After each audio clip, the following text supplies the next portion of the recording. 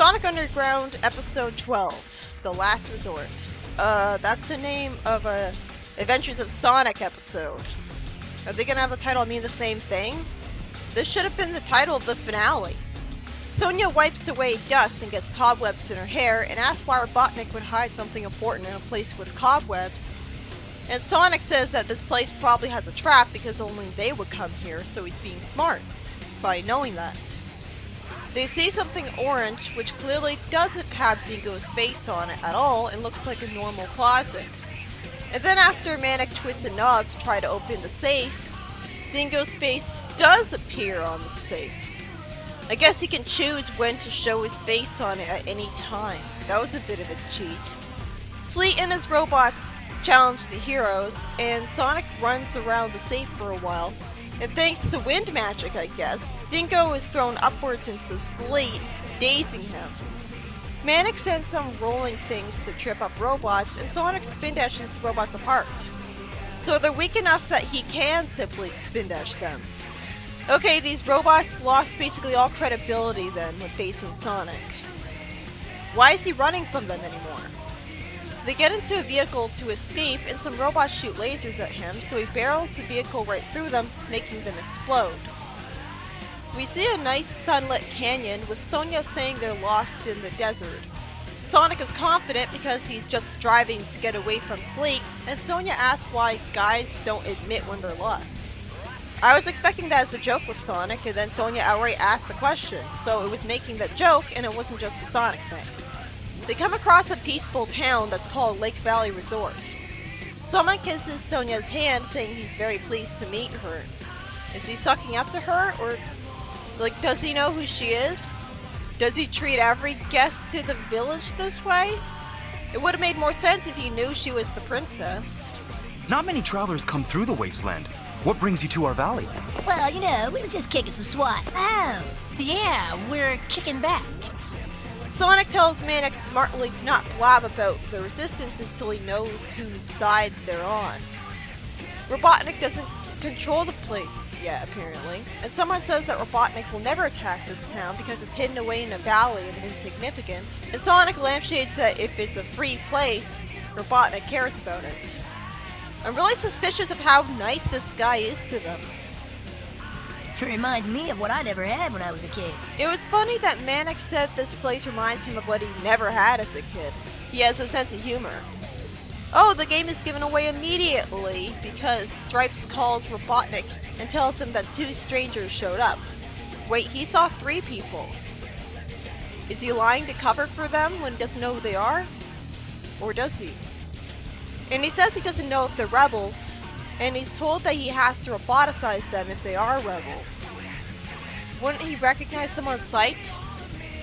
Or does this world not have the internet? Sonic says that he's only holding a tennis racket to look like a tourist while he scopes out the village. He tells Manic to not steal, naturally because he'd just get himself into trouble. He'd never be able to function as a proper citizen after the bad guys are taken down. He'd just get a reputation as a thief after that. And everyone would hate him. I like Manic a lot, but realistically he wouldn't be considered a hero for long. Sonia is happy living like a rich girl again, and she's given a flower for her hair by Stripes, making me wish she had this kind of treatment from the desert guys still. Sonic plays tennis with himself, which is really fun to actually see in motion when I saw it in a comic earlier. It's especially funny and charming to see Sonic talking as if he's switching roles from one person to the next, since we see the camera angle switch. We don't just see Sonic talking to himself and he's always on the panels.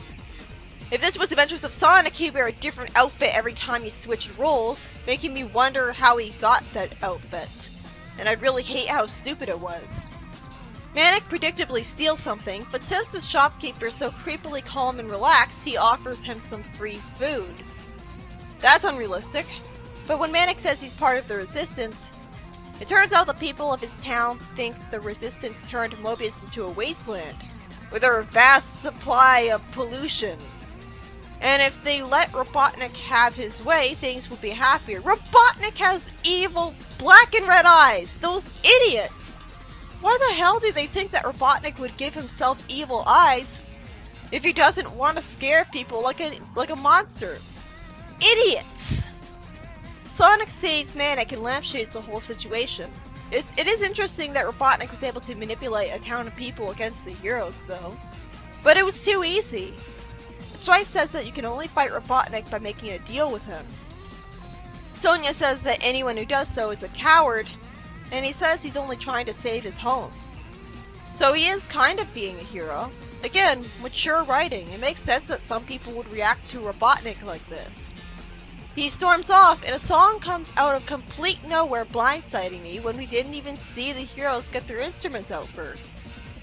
Sonya tells her brothers what Stripe said. Stripes lies to Robotnik that there's no sign of Sonya, and Sonic is watching Stripes the whole time, and says that they've been sold out.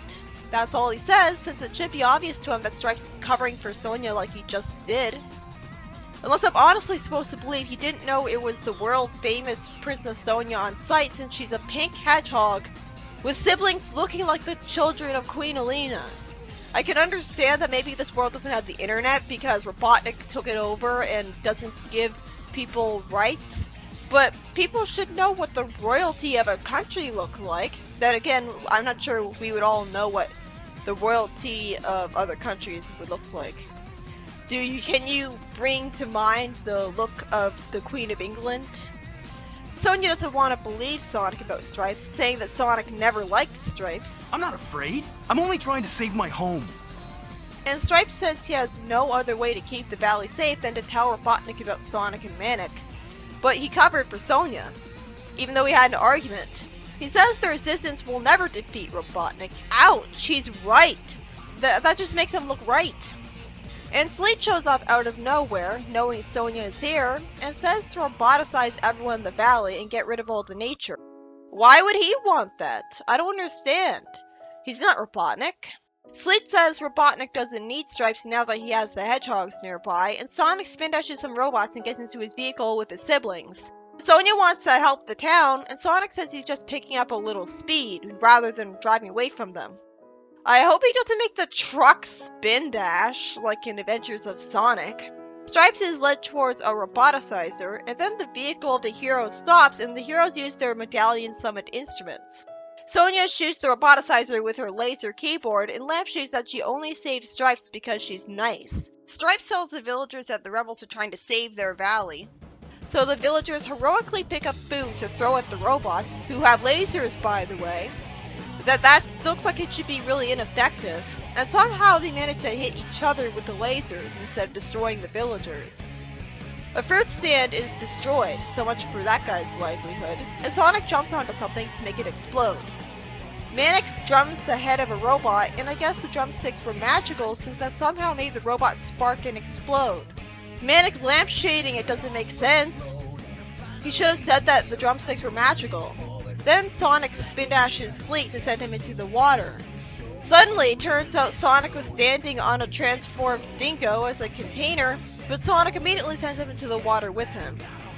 Tough-looking bounty hunters really don't work as comedy relief villains. It's incompatible with their design, just as much as AOSTH Robotnik. Stripe says that he'll fight Robotnik, but there's no indication that he's able to fight him competently at all. Sonya says that he'll be a great part of the Resistance and then leaves without him.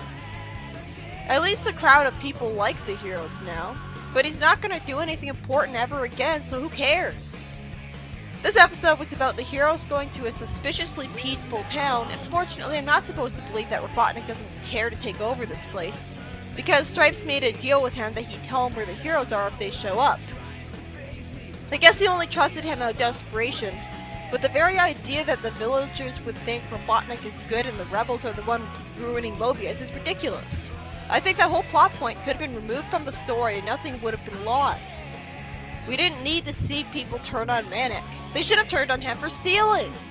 It's already silly that someone was totally cool with it once in a town with no money, and now he gets no consequences for it again instead of reality ensuing. It's not self-aware.